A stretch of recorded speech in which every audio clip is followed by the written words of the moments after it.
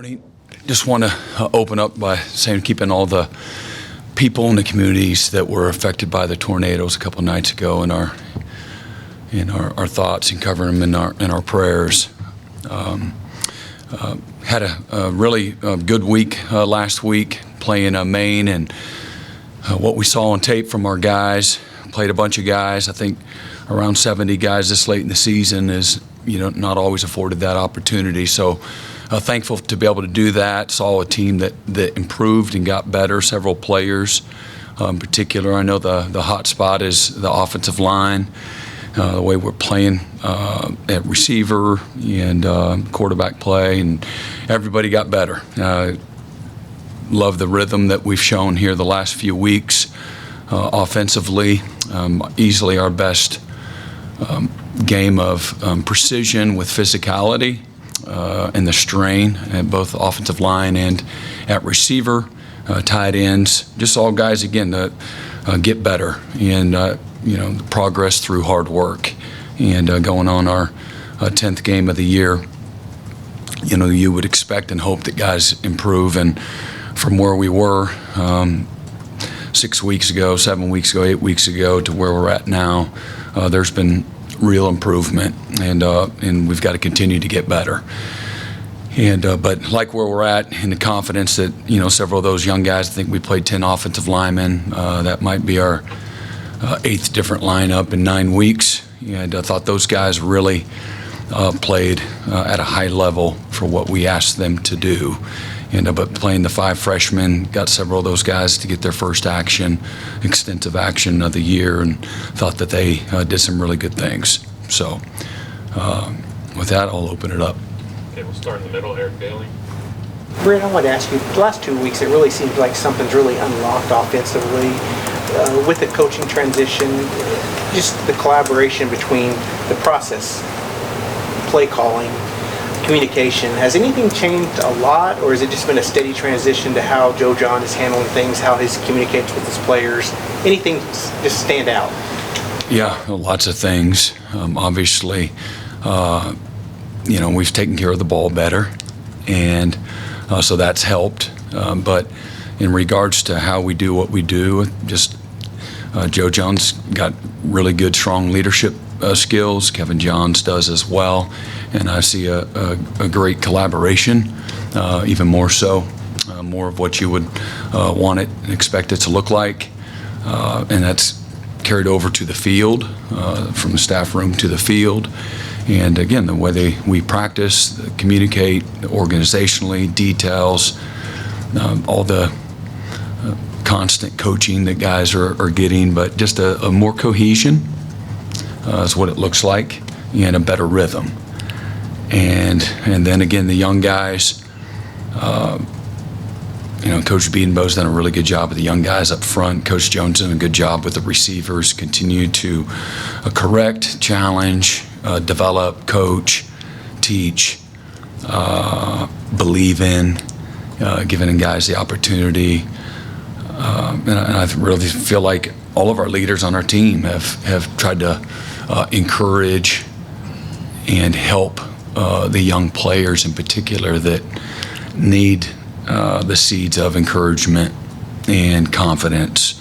They got to do the work. They got to fight their own fight. You can't fight the fight for them, but locking arms with them, letting them know you're in the A gap with them is a real thing too. And our players have done that. The staff has done that.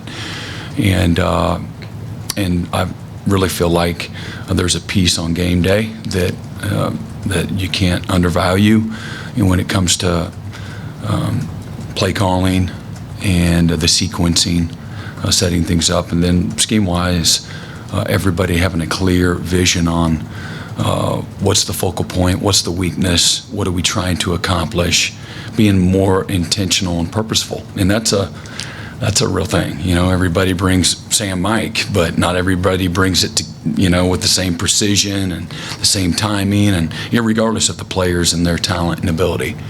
And so all of those things, I think we've done a little better job. And then Jackson has played incredibly efficiently. The numbers, I think I got the numbers here, since he's come back. in the South Carolina game, Jackson's completing 63%, of his throws, 631 yards, 5 touchdowns, no interceptions. So he's also a byproduct of all those things, that the offensive change has produced. Thanks, Brent. Mm-hmm. Ryan Aber? Yeah, Brent, at 5 wins now, obviously 6 gets you bowl eligibility. I wanted to ask you about that topic and the importance of continuing it from a player development standpoint, from just a momentum standpoint, and also the streak that this program has right now. Again, I haven't spent any time on the byproduct of focusing on trying to go 1-0 this week and finishing much better than what we started the season. That's where the focus has been. It's been in the work. It's been in the schemes. It's been in the transition in staff. It's been in where is Oklahoma beating Oklahoma, and what can we do to lean on the strengths of this football team and protect the weaknesses of this football team, all the while improving the football team. And there'll be a byproduct of that. And it's always important that we win and we put everything that we got into what winning requires. And so I don't spend any time on the disappointment piece. I don't spend any time on anything other than what's in front of us right now, because I can't control any of the other things. And but it's important that we win the next one, and playing in a bowl game, obviously that gives you another month with your players and developing in both on and off the field and getting an opportunity to compete. Mm-hmm. Barry? Yeah, Brent, along those lines, we talk about how important a game might be, whether it's bowl, championship, whatever it might be, coach's future, all that stuff. How important is it, a game like this, get a road win against a Missouri team, like for your players, and sort of reinforce the idea that they're on the right track, and keeping people sort of optimistic and settled and those kinds of things? Yeah, I think it's important. That's a real thing to create some momentum here down the last stretch of the season, continue to create buy-in and reinforce. And again, the things that we've asked them to do. This is a team that's worked incredibly hard. We haven't always coached great or played great this season. We've had to overcome a lot, been through a lot, having gone through the fire. I do believe it's going to pay great dividends, and there are certain pieces of our team that have performed very well all year. But this is an opportunity to go to a place at Missouri. They were undefeated this year, so it's a great challenge. They're 5-0 there at home this year. A team that coming off an 11-win season, and they're 6-2 this year. And they've been playing really good football. However, many guys, they've won 22 of their last 27 games, something like that. So this is a really good football team that finished 6-2 in the conference last year. So it would be a great opportunity, for us. But there ain't nothing going to be easy about it. And putting together a game plan that gives us a chance to be successful. But you want that for your players. You want that for your program. You want that for your staff. The success and the victory that comes from all the hard work that you put into a season and into a game week. George? Yeah, Brent, since Kendall Dolby went out, it's been kind of a rotating door at Cheetah. You guys have been playing a lot of different guys, Sammy, Deshaun, Woody, maybe some younger guys. What have you thought about that position in particular since Kendall's gone down, and how tough has it been? I know when he got hurt, you said that he was going to be a really tough guy to replace. How tough has it been for you guys? Again, going into the game, going into the season, I talked about Kendall Dolby as being one of our best defensive players because of his unique skill set, his ability to play big, his ability to fit the run game, to pressure, to cover. And I think that the group of players that you mentioned have done a nice job, and we're still trying to figure out that group of guys and continue to develop them. there's only so many reps to go around when you look at a course of a week. And so prior to him getting hurt, everybody wasn't getting reps. Dasan wasn't even back yet. Sammy actually last summer and in the spring, we worked him a lot of inside linebacker and less outside linebacker. Now, Woody's been a move-around guy, corner and safety and the dime and the nickel.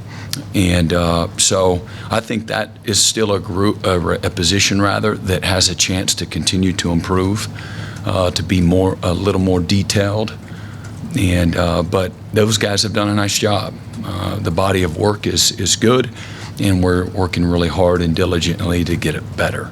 But they all kind of bring a little bit something different to the table. Can you speak to just how difficult that position is to learn? Because it feels like you ask them to do a lot of different things. I think the skill set is what's the challenge. The further away from the ball you get, the easier it is. You get in there and play one of those inside linebacker spots, everything is a lot more challenging. And, the blocking schemes are different. They change on any particular play. Playing behind the ball is a little more challenging from a mental aspect. Mentally, outside there at that position is a lot easier, in my opinion. And skill set is what you got to have a unique ability to play in that position. And but from what you ask them to do, from a job description standpoint, a little simpler, just keep you outside arm free. You'll be fine. Thanks, Brent. Yep. Ryan Chapman. Brent, Luther Burden, obviously one of the premier receivers in the country. You talked last night about how Missouri moves them kind of all over the place. What does that do for the younger members of your secondary? What extra challenges does that have as opposed to maybe a more traditional, just kind of straight up outside threat type guy, wide receiver? Yeah, I think it's important that guys do their job. Do you have to have awareness where he is? Yeah, he's got the most touches on the team when it comes to the receiving room, but they also got Theo Weiss, and they got really good tight ends, and they got, really good backs, but he's one of the best players in all of college football. They find a lot of different creative ways to get him the ball in space, the touch game, and then he can really challenge you vertically. He's a home run hitter. He's the ultimate competitor. And you can see his leadership, as well. A guy that's highly invested, and that's been a really big part of their transformation in the last couple of years for them as a program. Yep. Back to the middle, James. Brent, you brought up your young offensive lineman. I think on one drive in your second half, you had all freshmen on the field. That had to be pretty cool for you. But as you think about your offensive line, I know injuries have been a big part of this. You got to feel like your future is really pretty good there, don't you, or do you? Yeah, this will bode well, no doubt about it. And you have to take the bad with the good as you're trying to mature a young group of players at one of the more challenging positions on a team. But love the fight and the work and the belief and their consistency, just continue to go to work every single day. But that's certainly going to pay big dividends, moving forward and really across the board. We played 19 true freshmen in the game. I think we played another 6 redshirt freshmen, so 25 freshmen in the game this late in the year that played, a lot of those guys played, more than just, 5 or 6, 7 snaps. And then I believe we played another 7 true sophomores. So when you're looking at guys in their first 2 years, we played 32 players, in our 10th, our 9th game of the year. So that'll all bode well, and several of those guys would be playing no matter what the team dynamics look like. But it has afforded some guys an opportunity to get out there on the field a little sooner and it'll give us a chance to have a really good future as well, foundationally. Let's go to Bob. Yeah, Brent, sticking with the freshmen, a lot of them at this point, if they're playing the 4 games or if they're not. But guys like Eddie, Xavier Robinson, they're kind of like teetering, which way they're going to go. And after watching them Saturday, does that give you a better idea of what you might want to do with them during the final 3 games? Yeah, we're going to play those guys in 4 games. So 4 total. And not, burn their redshirt year. So we're in good position to do that. Jesse? Brent, I wanted to ask you about Jacoby Johnson. Obviously, he got some extended reps against Maine. Just what have you seen from him as this season's gone along, particularly at that corner spot? And then for him, how are you guys maybe approaching that balance for him in terms of defense, offense? Where's he at We're with going that? to, again, obviously, he's got the majority of his snaps since he's been here on defense, and so that'll continue to be the case, but try to continue to get him involved as an additional receiver, a weapon, and hopefully that'll happen sooner rather than later. And when it comes to creating some explosive opportunities for him, getting the ball to touch his hands, and but he's really had great focus, more so even in the past, with a enhanced role, the demands that takes, and that the details and the investment on his part, requires that, and he's completely bought in on doing that. Tom? Brent, you mentioned Jackson's improved efficiency since he's returned, and he's talked about how, the few weeks not starting kind of allowed him to play carefree now. But that time that he was benched, did you see something tangible change in his approach or anything that's just kind of unlocked him? No, I talked about it each week, and it wasn't coach speak. It was what I saw, and he had some of his best practices that he had. I said it at the time, and looking back, it's continued to be that way. His focus, I don't think he lacked focus prior, but his ability to stay focused and to stay positive in his own mind and just go to work. And that's what he chose to do. That helped him to continue to improve and get better. Again, this is a young player that, again, has only started a handful of games in college.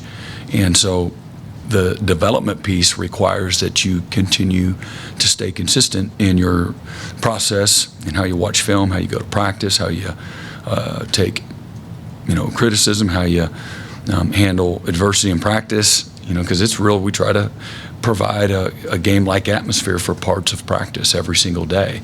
Competitive, quantifying opportunities where there's a winner and a loser, and everything you do matters. And so he chose to, instead of feel bad for himself and sorry for himself, instead of point the fingers and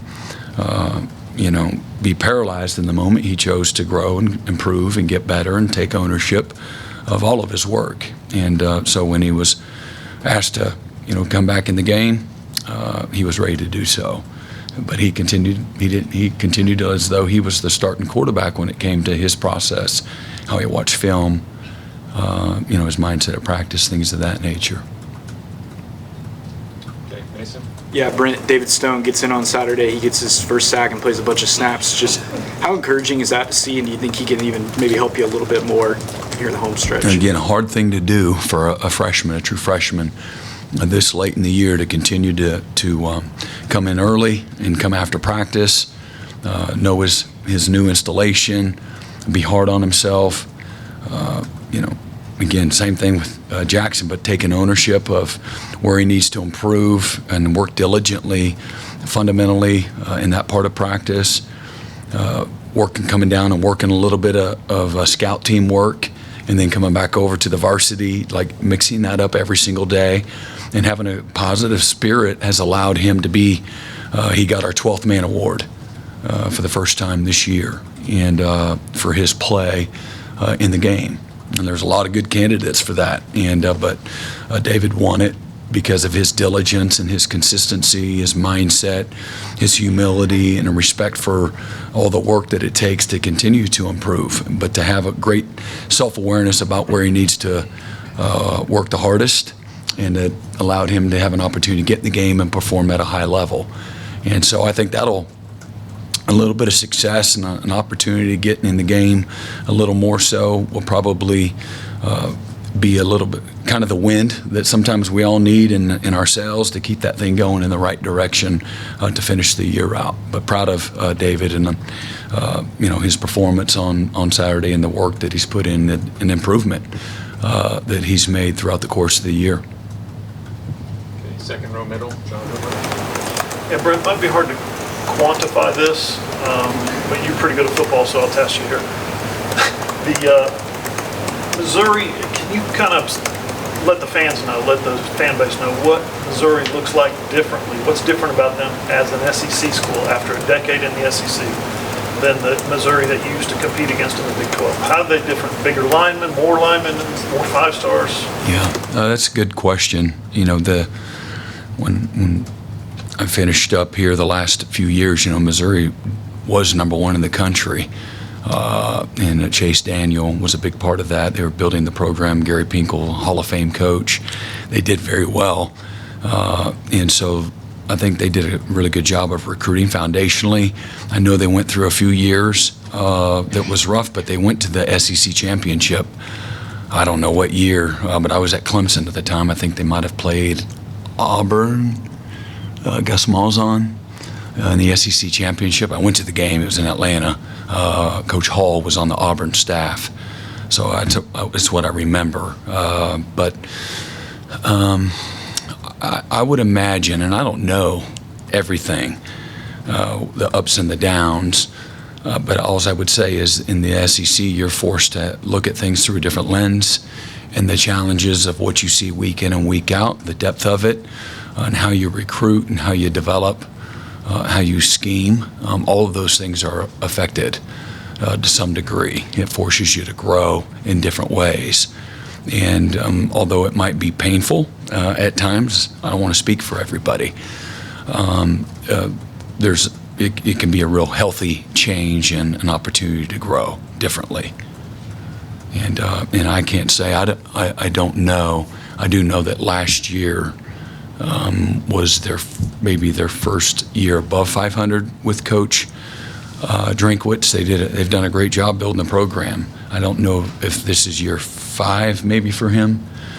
So he's been there, and again, he's done a good job. And again, last year they were lights out. They were fantastic. Again, New Year's Day game, played in the Cotton Bowl, beat Ohio State 13-3. We're 6-2 in the SEC. Incredibly competitive, even in their losses.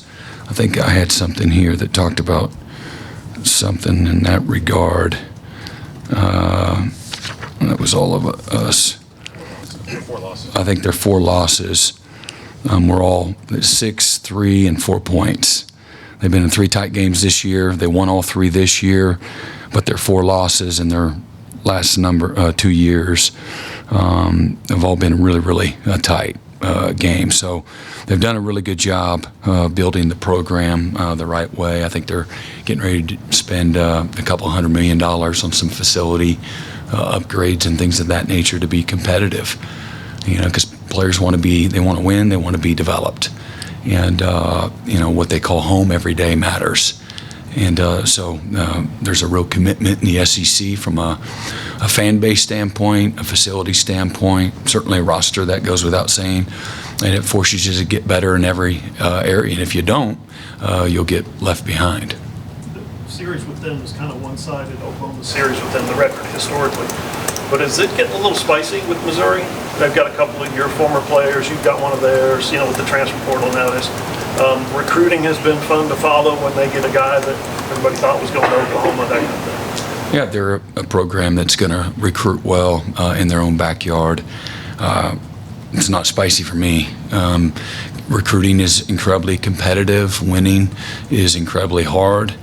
And we're programs that certainly there's a familiarity, but I don't think Eli was on the staff and part of any of the past Oklahoma, Missouri meetings, and what happens in the past doesn't have to necessarily have anything to do with what happens in the future, good or bad. And that doesn't mean it has to change either. But I believe in what's in front of you right now, and but spicy maybe for the media or the fans, but staff-wise, it hasn't. And in regards to Theo, our offensive staff at the time didn't feel like he was, and Theo probably felt the same. He wasn't a major part of what we were doing, and he's looking for an opportunity. And he was nothing but great. He was a really good leader, did everything that we asked of him, and what a great example of what opportunity and development looks like. And he's kept his head down and just worked. Had a fantastic year last year. He's having a great year this year. And, I think Caden went in there and was a starter. He's a starter for us. We're not surprised if he has success. Caden's a fantastic player, freshman All-American. And that's the world that we live in now. Players are free to come and go as they please and looking for what's best for them. Well, there ain't no time for bitterness and things like that. You got to move on and adjust and pivot and get better. Yeah. Any more questions in the second row? Colton? Brent, what do you remember about some of those battles with Mizzou in the Big 12, obviously the 07, 08 Big 12 title games? And then I think the last time you were there was the 2010 upset. Just what do you remember about those battles back then? Just really competitive. Wasn't nothing easy about any of them. Fondly, I look at the Big 12 championship. We played them in a few Big 12 championships. I can't say the exact years, but I know 7 was one, and we played them in maybe 8. Is that right? 7 and 8 for Big 12 championships. One in Kansas City, one in Houston, or was that San Antonio? San Antonio, where they were number 1 in the country, going to the national championship. Our general manager, Curtis Lofton, was a linebacker on that team. And anyway, just a lot of competitive games. We played them twice in 7 right out here, and we won that game. There were several turnovers. Jeremy Macklin was one of the players. Chase, what was his last name? Chase. Daniel. Is he still playing, right, in the NFL? I believe he's a backup in. Huh?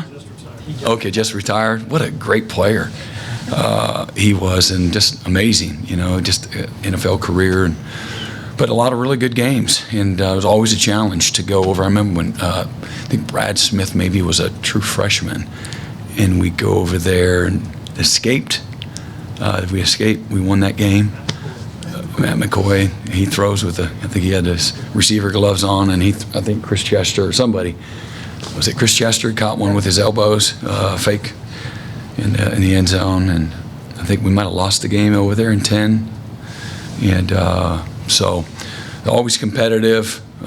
Again, they've always, I don't remember Missouri being a team that wasn't really good and competitive as far as competing. I played against them in Columbia and competed against them as a coach while I was at Kansas State as well, and always a really good, tough chore. I remember Corby Smith, great quarterback they had. Corby Jones. And his dad was a coach. Corby Jones, great player. Some of the option, and so a lot of good, fond memories. Again, 2 good programs going at it, and it'll be another great challenge for us this week. Back, Chris. Yeah, Brent, what have you seen from Brady Cook, and how different is the challenge if he's back and healthy for Missouri this week? I'm a big fan of his leadership and his toughness. The players, their program, they feed off of him. He's got great juice, and just he's fearless. I don't know his entire background, but he's a winner. I think he brings out the best in the players around him, but he plays with emotion, on his sleeve, and you can see the guts and the toughness. Obviously, the Auburn game, they're down by 14 points. He gets banged up, goes out. The game's in balance. He goes to the hospital across the street and comes back in the game, as I said last night, with the Superman cape on, and takes him 13, 4th and 5, a long drive. They go down and they score to come from behind and win that game. But incredible competitor. I know he's somebody that the coaching staff, leans heavily on. He can do it all. He's a great runner. They were the best team in college football last year in the red zone, scoring touchdowns, and a lot of it was because of him. And they had a 2-headed monster last year, I believe the SEC's leading rusher on their team and in their schemes and what they do. They've got 2 fantastic transfer running backs that have done a really nice job this year, a little bit banged up. at running back and Eric quarterback, but he'll find a way to show up. I know he's just got a couple of games left, and you don't count that guy out. He's a great player. Okay, time for 2 more questions if there are any. James and then George. You know, I thought Missouri really, I know their offense is celebrated, but their defense got better. What do you see in their defense when you watch them? Well, they're really good this year, statistically speaking. They don't give up much, and a year ago they were incredibly disruptive. Knew a lot of the same types of schemes. Their coordinator left and went to LSU in the out of season, but the rest of their staff stayed, and they really picked up where they left off of last year. They're stingy in everything that they do. One of the best in college football on third down. I think they're 4th in the country in that regard. They're giving up only under 20 points a game, so they're playing with great confidence, incredibly consistent. I know a couple of their guys, their safety, Joseph Charleston, was a really good player for us at Clemson, and he transferred there maybe 2 years ago and has done a really great job. And then Toriano Pride, and I've been in his living room and at his high school, know his family well. Fantastic player. He's the first corner off the bench, and all their stuff that they do there. They're playing really well at corner, and but they've got really good players. They've done a really nice job at developing their players. They got a system that those guys believe in, and they don't give up much. So they've done a great job. Okay, last one, George. Yeah, Brent, I know we have to wait for the availability report, but I'm wondering about Jaleel and just how his rehab process has gone, and what's it say about him that he's worked so hard to come back? You know, a lot of guys break their foot in the season opener. Maybe they would just wait for next year, or I mean, he could go to the draft if he wanted to. What's it say about him working to come back this year for you guys? Yeah, I think he's a great competitor. He cares about this program. He cares about his teammates. He feels like his mission, his journey, it's not over here at Oklahoma, and he wants to have a legacy here. I think that's important for Jaleel. He's had a lot of growth, development, transformation. He'll be the first to tell you that since he's been here. And but he loves to compete. As you watch him play, and if you never talked to him, but you watched how he plays, you would say a lot of those things. A guy that cares a lot, plays with great toughness and an edge. He's wide open. He can do a lot as a receiver, both explosively and challenge you vertically in the touch game. We've missed that piece, since he and Dion have been out. But I know he's working hard. He's got high hopes to contribute quickly, and they're out there with us last night in some capacity. And so, but the availability report, I think it starts tomorrow, and then we'll kind of go from there.